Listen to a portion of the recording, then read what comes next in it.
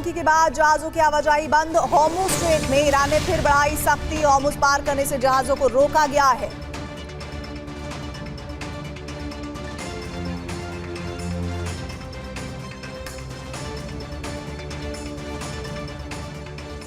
समझौता, ये शब्द दुनिया भर में सबसे बड़ी सुर्खियां इस वक्त बना हुआ है।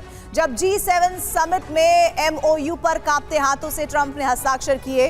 ट्रंप ने उसी वक्त कहा था कि आसान नहीं है, लेकिन उनका आशय था कि समझौते पर हस्ताक्षर करना आसान नहीं है और वो ये भूल गए कि समझौता उस ईरान से हो रहा है जिससे पार पाना आसान नहीं है। अब इस MOU से ईरान पीछे हट गया और हॉर्मुज को एक बार फिर बंद कर दिया, क्योंकि ईरान का कहना है कि MOU लागू ही नहीं हुआ। उसका तर्क है कि इजराइल ने लेबनान पर हमले नहीं रोके, ये तो समझौते की पहली ही शर्त का उल्लंघन हो गया। इसीलिए हॉर्मुज फिर से बंद है और अरब में फिर महासंग्राम के तीसरे चरण की आहट गूंज उठी है।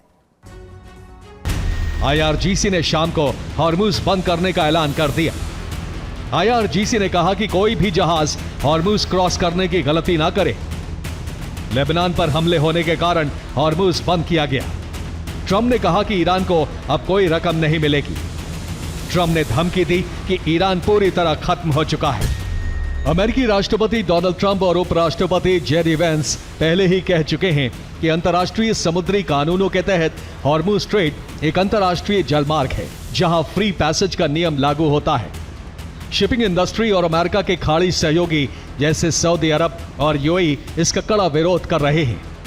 उनका कहना है कि अगर ईरान को पैसे वसूलने की इजाजत दी गई तो यह दुनिया के बाकी जलमार्गों के लिए एक खतरनाक मिसाल बन जाएगा।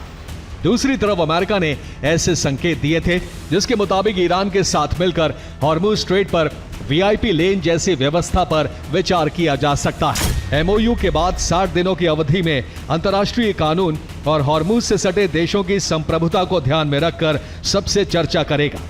हॉर्मुज में भविष्य के प्रशासनिक मॉडल को तय करने के लिए ओमान सल्तनत के साथ बातचीत करेगा। यानी ट्रंप भी ईरान के इस विचार पर सहमत हैं कि हॉर्मुज में कोई नई प्रशासनिक व्यवस्था बनाई जाएगी। ईरान के इस कदम की सबसे बड़ी वजह लेबनान पर जारी इजरायल के हमले हैं। एक रिपोर्ट के मुताबिक लेबनान का मुद्दा इस पूरी डील की सबसे अहम कड़ी है। जब तक इजरायल दक्षिणी लेबनान में हमले नहीं रोकता, ईरान वार्ता की टेबल पर नहीं बैठेगा। ईरान ने इसे समझौते की पहली शर्त का उल्लंघन माना है।